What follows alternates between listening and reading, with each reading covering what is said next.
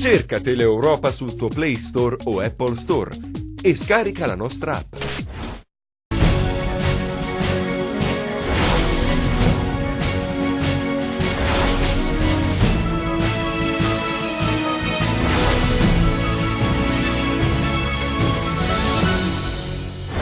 Usuravano la povera gente, l'inchiesta della Procura della Repubblica di Cosenza, l'operazione eseguita dai carabinieri, 14 le persone arrestate. 12 persone sono finite in manetta a Lamezia perché accusate di far parte di una presunta associazione a delinquere finalizzata ai furti su commissione. La denuncia di Legambiente, liquami sversati nel mare di Paola, secondo l'associazione qualcuno avrebbe approfittato del maltempo per smaltire illecitamente i fanghi dei depuratori.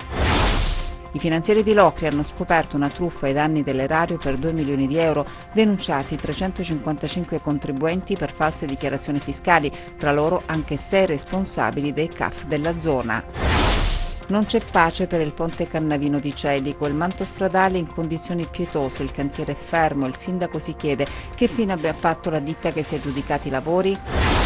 Singolare protesta di un anziano signore proprietario di un terreno ad Arcavacata che sarà attraversato dalla metrotranvia. Dovrà passare sul mio cadavere, dice ai nostri microfoni.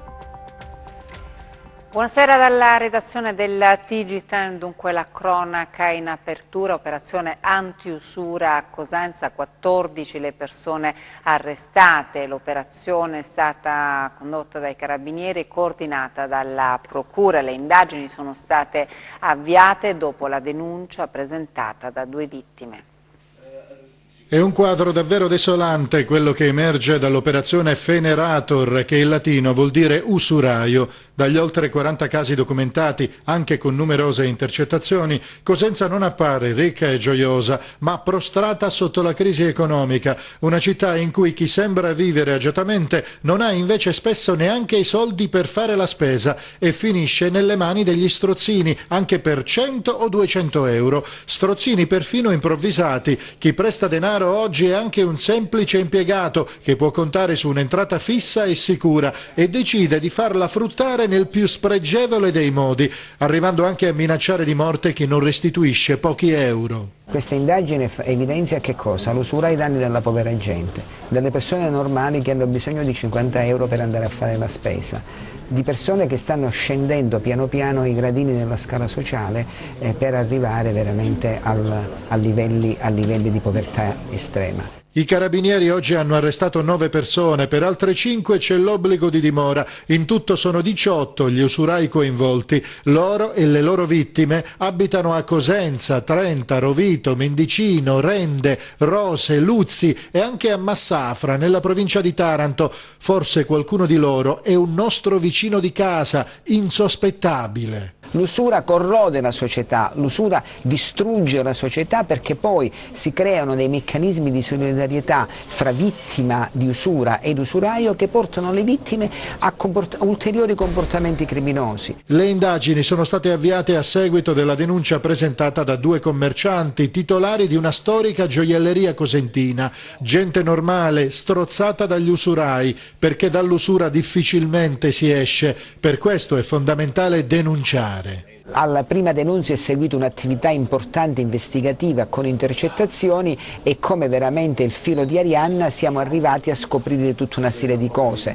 È evidente che nel momento in cui la vittima di usura si trova di fronte alla intercettazione in cui lui viene minacciato che se non paga subisce chissà che cosa, non può fare altro che ammettere. Questa è stata la collaborazione. Questo è un fenomeno tentacolare su questa città. Noi invitiamo le persone a denunziare gli usurai perché l'indagine ne è una riprova. Quando noi abbiamo una denunzia siamo in grado di colpire nel modo più fermo e più rigoroso possibile. E arresti anche a Lamezia, dove è stata sgominata una banda dedita ai furti su commissione, 12 le ordinanze cautelari eseguite.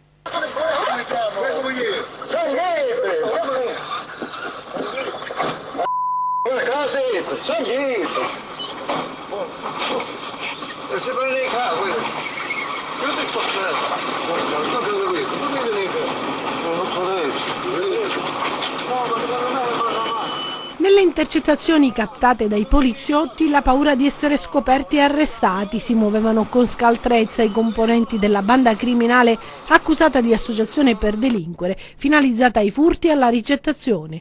Un blitz scattato all'alba nell'Ametino che ha portato all'arresto di 12 persone per reati contro il patrimonio, un'attività di indagine partita nei primi mesi dello scorso anno che ha portato a scoprire ruoli e vertici ben precisi dell'organizzazione. Furti anche di una certa consistenza e ricettazioni, sodalizio criminale che per quello che si è accertato ha operato un po' in tutta la Calabria, perpetrando appunto queste attività delittuose, talvolta anche programmate in ragione di quelle che erano le esigenze e le aspettative degli stessi ricettatori. L'operazione denominata Golf Tours, dall'auto in cui gli agenti della polizia erano riusciti a collocare una microspia su questa Golf in uso proprio agli indagati che utilizzavano sistematicamente per perpetrare numerosi reati contro il patrimonio. Gli inquirenti hanno captato dichiarazioni e movimenti, visto che percorrevano in lungo e in largo la regione in cerca di obiettivi da colpire. Nel mirino della banda esercizi commerciali, bar, imprese che venivano depredate del rame, ma oggetto di furto erano anche mezzi agricoli che talvolta venivano utilizzati per effettuare i trasporti della merce rubata. Nel corso dell'operazione è stata sequestrata anche una falegnameria nella zona di San Pietro Apostolo, definita centro strumentale a tutte le attività. 12 le misure cautelari, 5 in carcere, 2 domiciliari, insieme ad altre 5 misure. Uno di loro si è sottratto alle ricerche, ma fa sapere il capo della mobile che lo stanno rintracciando. I furti venivano perpetrati su tutto il territorio regionale, in alcuni casi recuperata la refurtiva e restituita ai legittimi proprietari. Siamo impegnati su più fronti, la densità criminale del territorio è nota a tutti voi e a tutti noi. Questo impegno ovviamente è particolarmente gravoso anche in ragione delle attuali condizioni di organico della Procura della Repubblica di Lamezia Terme, che ha visto il trasferimento di 2 magistrati e quindi il verificarsi di una scopertura di organico pari al 50%, che per un ufficio di procura di piccole e medie dimensioni qual è Lamezia Terme, insomma, si avverte parecchio. La vicenda dell'Istituto Papa Giovanni XXIII di Serra d'Aiello, ebbene scatta la prescrizione per Don Luberto. Il sacerdote era accusato di appropriazione indebita insieme a Fausto Arcuri. Sentiamo. Non luogo a procedersi per intervenuta prescrizione la sentenza emessa in primo grado dal Tribunale Collegiale di Paola nei confronti di Don Alfredo Luberto e di Fausto Arcuri, consulente dell'Istituto Papa Giovanni XXIII di Serra d'Aiello, che erano accusati di appropriazione indebita. Il capo di accusa era stato riqualificato dopo l'iniziale accusa di peculato. Il pubblico ministero Maria Francesca Cerchiara della Procura di Paola nella sua requisitoria aveva chiesto 5 anni di carcere. Secondo il PM i due avrebbero intascato un importo complessivo di 1.822.000 euro, soldi frutto di donazioni rilasciate in loro favore dagli ospiti dell'istituto relativi anche ai ratei delle pensioni. Il lavoro di annotazione contabile, secondo l'accusa, era da riferire ad Arcuri, che avrebbe messo a bilancio spese di vario tipo a favore delle persone ospiti dell'istituto di Serra d'Aiello, spese in realtà mai sostenute. I legali dei 2 imputati hanno dimostrato l'erronea contestazione del reato di peculato per i loro assistiti, in quanto, essendo l'istituto una fondazione di diritto canonico, non rivestivano gli incarichi di pubblico servizio. È tornato nella sua abitazione di Limbadi Francesco Vinci, 73 anni, rimasto ferito nell'esplosione dell'automobile che il 9 aprile scorso ha ucciso il figlio Matteo. Era ricoverato nel centro Grandi Ustioni dell'ospedale di Palermo, dove era stato trasportato d'urgenza proprio a causa della gravità delle ferite riportate nell'attentato. Mentre si è ancora in attesa delle determinazioni del GIP del Tribunale di Vibo Valentia in merito alle 6 ordinanze di fermo a carico di esponenti della famiglia Mancuso accusati di essere mandanti ed esecutori dell'attentato con autobomba che il 9 aprile scorso ha ucciso Matteo Vinci, all'Imbadi si vivono momenti di profonda emozione per il ritorno a casa del padre Francesco dopo il lungo ricovero in ospedale a Palermo a causa delle ustioni riportate durante l'attentato. L'uomo, sebbene provato dalla terribile esperienza, si è mostrato in grado di ricostruire quei terribili momenti seguiti all'esplosione, un racconto già fornito dallo stesso Vinci nel corso di un colloquio informale avuto con il comandante della stazione dei Carabinieri di Limbadi. Francesco Vinci è tornato a casa a Limbadi grazie all'iniziativa intrapresa da Don Ennio Stamile, referente regionale di Libera, che raccogliendo l'appello della moglie ha deciso di sua iniziativa di inviare un'ambulanza da Vibo Valentia a Palermo per riportarlo a casa. I 6 fermi operati dai Carabinieri su mandato dalla Direzione Distrettuale Antimafia di Catanzaro a carico dei componenti della famiglia di Grillo Mancuso, indicati come pianificatori ed esecutori del delitto, un crimine per come ricostruito dalla DDA, dovuto alla volontà degli indagati di impossessarsi dei terreni delle vittime e di affermare così la propria prevaricazione mafiosa. A questo punto non rimane che attendere le determinazioni del GIP, la cui udienza si è prolungata molto più del previsto. Nuovi problemi per il ponte Cannavino, lavori fermi, mistero sulla ditta che ha abbandonato il cantiere, la preoccupazione poi di cittadini e operatori commerciali. Il sindaco di Celico, Antonio Falcone, protesta e segnala il problema al prefetto di Cosenza. Telenovela Cannavino, il ponte di Celico e lavori fermi da oltre 15 giorni, senso unico alternato per il traffico e 2 operai sul cantiere deserto, il cui compito pare sia quello di controllare le batterie dei semafori. C'è malumore tra i cittadini e gli operatori economici della zona temono i disagi dello scorso anno. Il primo problema è capire cosa sia accaduto. Non si capisce per quale motivo la ditta se n'è andata via, quindi io ho parlato con l'architetto Curcio, il quale mi ha detto che ha fatto le dovute comunicazioni per quanto riguarda la questione di trovare una nuova ditta appaltatrice, e mi hanno assicurato che non appena il tempo sarà clemente, visto che devono impermeabilizzare il ponte e quindi con la pioggia non possono farlo, mi hanno assicurato che iniziano i lavori. Come lei ben sa, sulla 107 ci sono 3 cantieri aperti per partire da Cosenza e arrivare a Cambiatello, praticamente è diventato un'agonia. Speriamo che alle promesse seguano i fatti, anche perché si è in ritardo, i lavori in realtà dovevano già essere conclusi. Dovevano essere conclusi il 15 giugno. Eppure il ponte era stato riaperto lo scorso 21 ottobre, solo 8 mesi fa, dopo gli interventi di consolidamento della struttura e il rifacimento dell'asfalto. Perché oggi sono necessari nuovi lavori? Hanno sbagliato, a quanto pare la mescola dell'asfalto, è stato utilizzato un conglomerato bituminoso insieme all'argilla per alleggerire i pesi. L'argilla scoppiava, infatti dopo il secondo giorno, dopo che è stato aperto, il ponte era pieno di buche, e quindi abbiamo passato un inverno di inferno perché dovevamo fare la Gingan sulle buche. Il danno stimato si aggirerebbe attorno alle 400.000 euro. Chi pagherà? Siamo quasi a luglio, tempo di vacanza. Chi sceglierà la Sila dovrà mettere in conto file chilometriche. La protesta, in primis delle istituzioni, è già iniziata. Sono già dal prefetto stamattina, proprio per sollecitare questa cosa. La denuncia di Legambiente, liquami sversati nel mare di Paola. Secondo l'associazione qualcuno avrebbe approfittato del maltempo proprio per smaltire illecitamente i fanghi dei depuratori. Dopo la pioggia il mare di Paola appare sporco e secondo Legambiente Calabria ci sarebbero stati sversamenti illegali di fanghi di depurazione. Forse qualcuno, approfittando del maltempo, invece di smaltire i fanghi correttamente, li avrebbe semplicemente buttati a mare. Probabilmente, scrive l'associazione, si è davanti ad un illecito e se è così ne va accertata la responsabilità.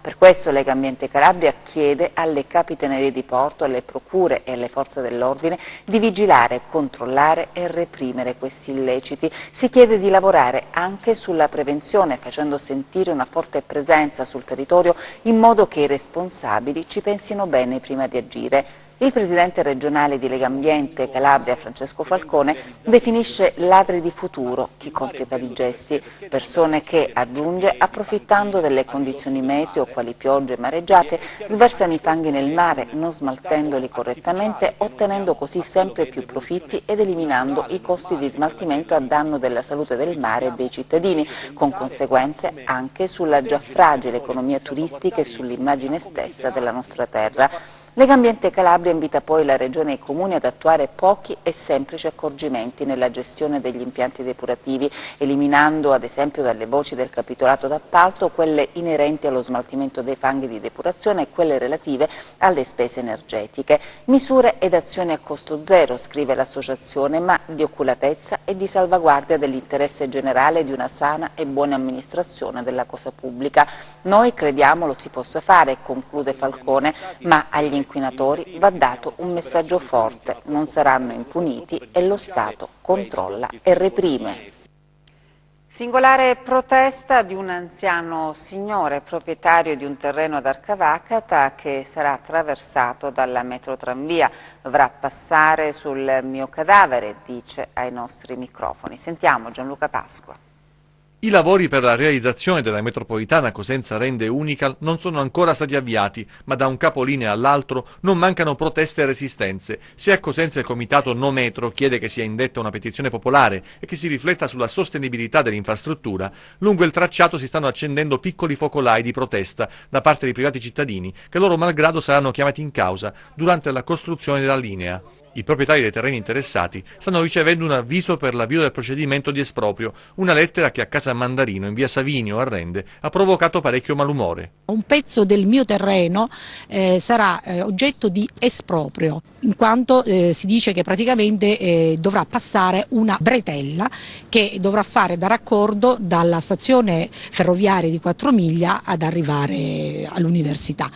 Io voglio capire perché questa bretella deve passare nel mio terreno. Tutt'oggi non sono riuscita a capirlo perché, nonostante sia andata al comune a parlare con il responsabile del procedimento, sono riuscita a capire ben poco. Ho chiesto un appuntamento con il sindaco non c'era, spero che il sindaco, ma ne sono certa, mi darà l'appuntamento. La casa della famiglia Mandarino è adiacente al vecchio tracciato della ferrovia per Paola, ma a quanto pare il progetto prevede che la bretella viaria di raccordo tra la stazione di Quattromiglia e lo svincolo autostradale di Rende passi proprio nel terreno di proprietà dei due fratelli, già interessato anni fa da un esproprio. Io sono stata già espropriata per quanto riguarda l'università e non abbiamo avuto proprio niente. Il signor Santo non ci sta, anche a via Savinio dicono no alla metro, perlomeno nel proprio terreno. Io dico per non far succedere l'irreparabile, di sfruttare il rilevato ferroviario e il ruscello che accosta la mia proprietà, altrimenti il sottoscritto, anche alla luce di quello che gli è successo, che ha chiamato già i medici, c'è un'attestazione, se faranno questa opera nella sua proprietà devono passare sul proprio cadavere, non ci sono altre soluzioni. E adesso i nostri 100 secondi di cronaca. Truffa ai danni dell'erario per un ammontare di 2 milioni di euro messa in atto attraverso dichiarazioni fiscali non veritiere. A scoprirla i finanzieri di Locri. Le indagini coordinate dalla Procura della Repubblica hanno portato alla denuncia in stato di libertà di 361 persone, 6 responsabili di centri di assistenza fiscale e 355 contribuenti. Le indagini si sono concentrate ad Africo, Platisa, Luca e Bovalino. Ne è emerso un sistema fraudolento finalizzato all'indebito percepimento anche di doppi rimborsi dell'IRPEF. La Guardia di Finanza di Paola ha scoperto un evasore fiscale totale che dal 2010 non avrebbe presentato alcuna dichiarazione dei redditi, pur avendo conseguito ricavi per oltre 3 milioni di euro. La scoperta nell'ambito di un'indagine del procuratore della Repubblica di Paola, Pierpaolo Bruni, che aveva portato anche all'esecuzione di misure cautelari personali e sequestri nei confronti di alcune persone. I finanzieri hanno smascherato una ditta fantasma attiva nel settore della pubblicità, rilevando che i titolari non avevano mai presentato dichiarazioni fiscali e constatando il mancato pagamento di imposte per oltre 2 milioni di euro.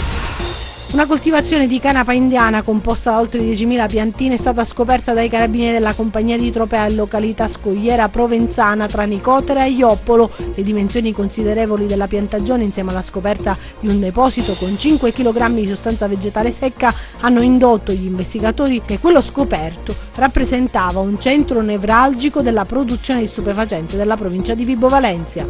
Le indagini militari proseguono per identificare le persone che hanno avviato e gestito la coltivazione. Un roadshow della durata di 2 giorni è in corso a Cosenza, promosso dall'ANCI, l'Associazione dei Comuni Italiani. L'ANCI, l'Associazione dei Comuni Italiani, ha scelto Cosenza per il roadshow di 2 giorni dedicato alle città medie fondamentali per l'economia italiana.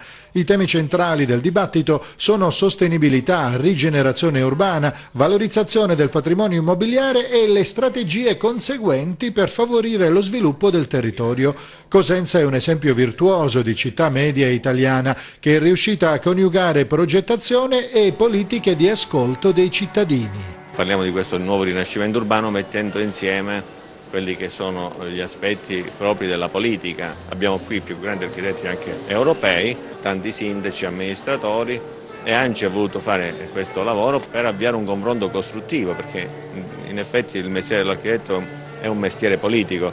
Alla base si fa un ragionamento sulla città, sui diritti essenziali dei cittadini. Mi devo complimentare con la città di Cosenza, con il sindaco, intanto per l'ospitalità e poi per le vedute che sono in linea con le aperture che ci sono in Italia e che ci sono nel mondo. Ecco, la parte pedonale che ho potuto visitare, la piazza, ma insomma il contesto complessivo fa sì che Cosenza è decisamente lanciata verso il futuro. Il lavoro svolto dal collega Occhiuto lascia i suoi segni ed è un segno, penso, molto positivo per il Sud, che porta a superare molti luoghi comuni che purtroppo ancora allineano. Il roadshow organizzato dall'ANCI è un momento di confronto importante, dal quale stanno emergendo tanti punti in comune tra le diverse realtà, come ad esempio la rivitalizzazione dei centri storici e la riqualificazione delle periferie. Noi proponiamo la necessità di fare una pianificazione strategica, cioè a dire costruire una visione, un modo di essere di una città che va oltre il proprio mandato, che lavora per i 20 anni successivi, quindi costruisce possibilità di sviluppo ulteriore, partendo proprio dalle eccellenze locali, e questo fatto nel suo insieme fa forte l'Italia. Nuove opportunità per l'economia calabrese dal crowdfunding, la cosiddetta finanza non convenzionale. A Cosenza una iniziativa con le piattaforme leader nella raccolta fondi.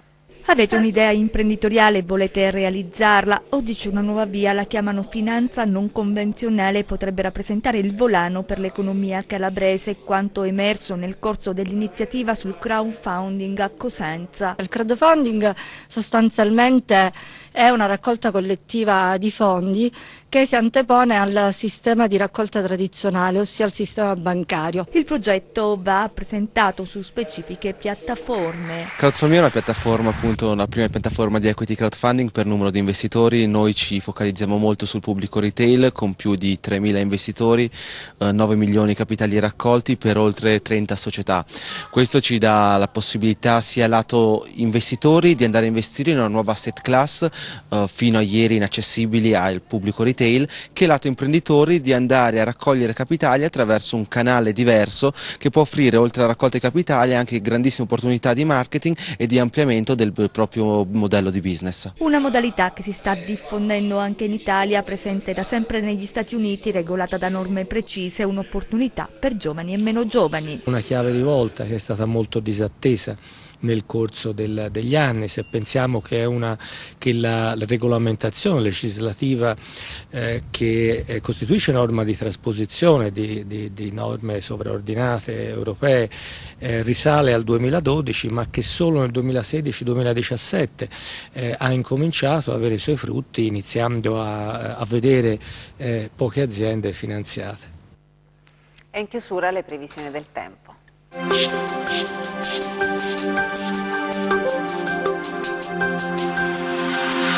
Ben ritrovati allo spazio delle previsioni del tempo a cura di meteoincalabria.it. Continua la fase variabile e stabile sulla nostra regione, con temperature decisamente al di sotto delle medie stagionali, a causa dell'insistenza di correnti più fresche provenienti dal nord Europa. Nel corso del prossimo fine settimana però sono previste novità per il tanto atteso arrivo del caldo estivo, poiché probabilmente un promontorio di matrice africana ci farà assaporare il primo vero assaggio d'estate. Ma di questo ne riparleremo meglio nei prossimi appuntamenti. Passiamo alle previsioni in dettaglio per la Calabria. Giovedì cielo parzialmente nuvoloso ovunque con possibili piogge, in particolare nella seconda parte della giornata sui litorali tirrenici. temperature stazionarie. E adesso analizziamo lo stato di mari e venti. Giovedì, molto mosso il Mar Tirreno con venti moderati dai quadranti settentrionali. Mosso il Mar Ionio con venti di direzione settentrionale. Ed infine, prima di salutarci, vi ricordo che oltre al nostro sito web www.meteoincalabria.it potrete seguirci sulla nostra pagina Facebook Meteo in Calabria. Per la puntata odierna è tutto, grazie, arrivederci, al prossimo appuntamento. Grazie per aver seguito il nostro TG, buon proseguimento.